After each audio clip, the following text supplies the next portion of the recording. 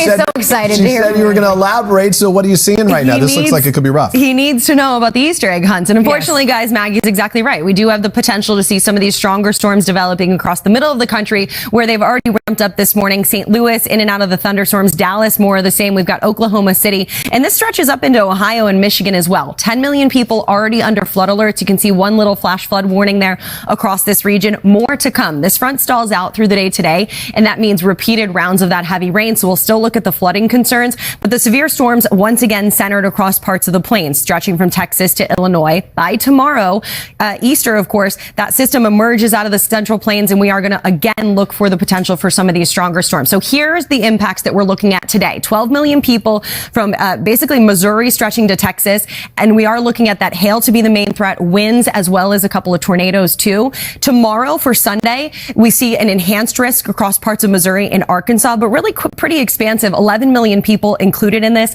All of those impacts are going to be there as well. We'll see the potential for the wind gusts up to 60 miles per hour, that damaging hail about an inch, and we can't rule out a couple of these tornadoes, guys. All right, Angie, thanks. We'll get your full forecast in a moment. All right, now to some breaking news. Rest of the country's forecast. How are we looking? Hey there, guys. Good morning. We've got the bookends of the country looking pretty good, honestly. We've got a little sunshine that's going to happen across parts of the southeast and even across parts of the west. It's really kind of the bumpy forecast that you get across the middle of the country, and specifically not just the severe weather, but also the potential for flooding. We're going to see ample amounts of rain across this region by the time we get into Sunday. Some spots could receive up to 6 inches. So for that reason, we're of course concerned about the flash flooding. River flooding, not as much, but the flash flooding for sure. St. Louis, Springfield, Wichita Falls, all some of those cities, including Dallas and Oklahoma City, that could see some of that flooding here as we get through at least the next 2 days. Let's look at the weather across the country. Let's see what's happening in your neighborhood.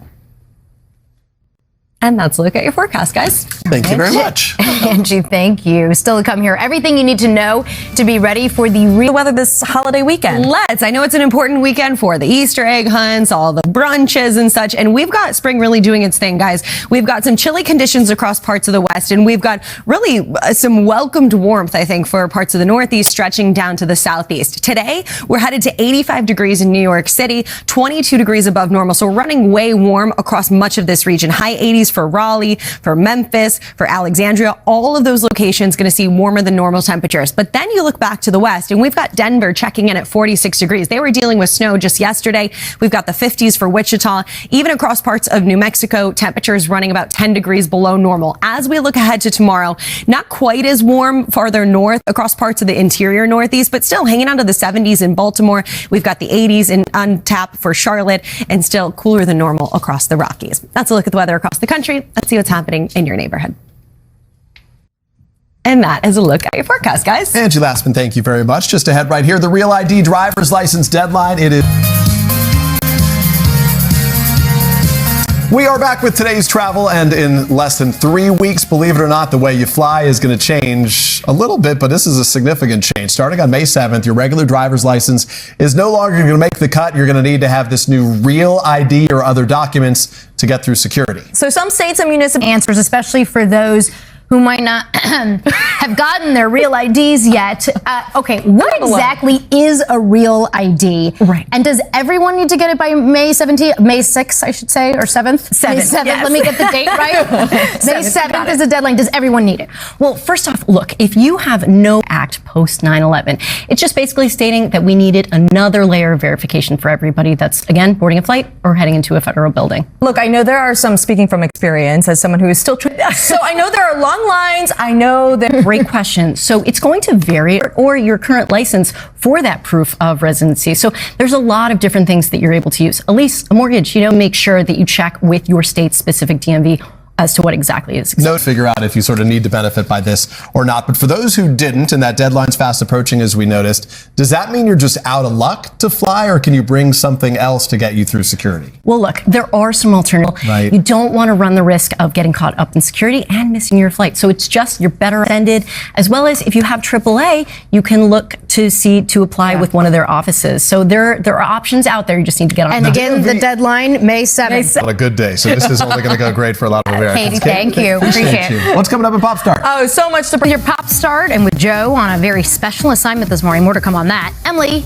you're here. What's popping? Oh, we are starting with That's a little more than spice. Yeah, it's a lot of burns. Have you That's some ever hot sauce right there. perused the Wendy's? Yes, It's all spice. It's a spicy account. Yeah. Yeah, and there was more of that too. Next up, Miley, start with a Breakfast Club. That was Estevez. I was an Estevez guy. He says Estevez, though, right? He does. I think there's a little bit of both, but he says technically it's a Estevez. Right. Let's go with what he says. Yeah, I'm on it now. Still to come on our Saturday morning boost. The question that got this grandma to be Angie, this is going to be a rough weekend for some folks in the middle of the country. Yeah, travel delays on the roads, in the air, and of course, just all around interruptions for those outdoor plans that a lot of folks have. And getting going already, we've got 10 million people under these flood alerts, more where that came from here as we get through today and especially into tomorrow. And you can see quite an active morning for St. Louis, Wichita Falls, stretching down into Dallas. And this really expands here as the day goes on. The system kind of stalls out right around that region. So once again, we're going to look at repeated rounds of heavy rain, leaving us with the potential for some flash flooding,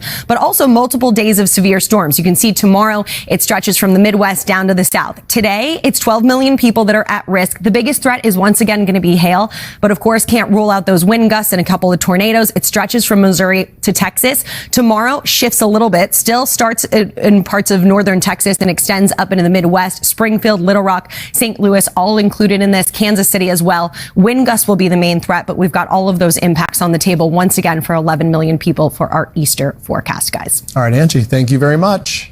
Or check the forecast. Do you have a wrestling name, Angie? Should I we don't work have on a that? wrestling name. The only thing I know about wrestling is this move.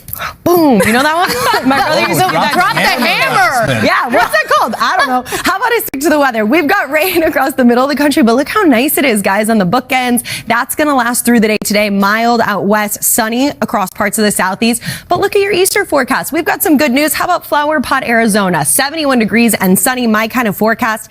Egg Harbor, New Jersey, 70 degrees, mostly sunny. Rabbit Hill, Georgia, ends up at 81 degrees tomorrow. That's a look at the weather across the country. Let's see what's happening in your neighborhood.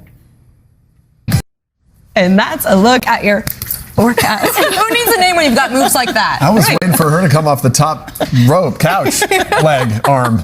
Anyway, all right. Things are Angie, off the rails here. Yeah, seriously. Still ahead. Could there really be life out there? We are back this Saturday morning with the big buzz this week. A team of scientists say they may have made one of the biggest discoveries in human history. The team saying they found new evidence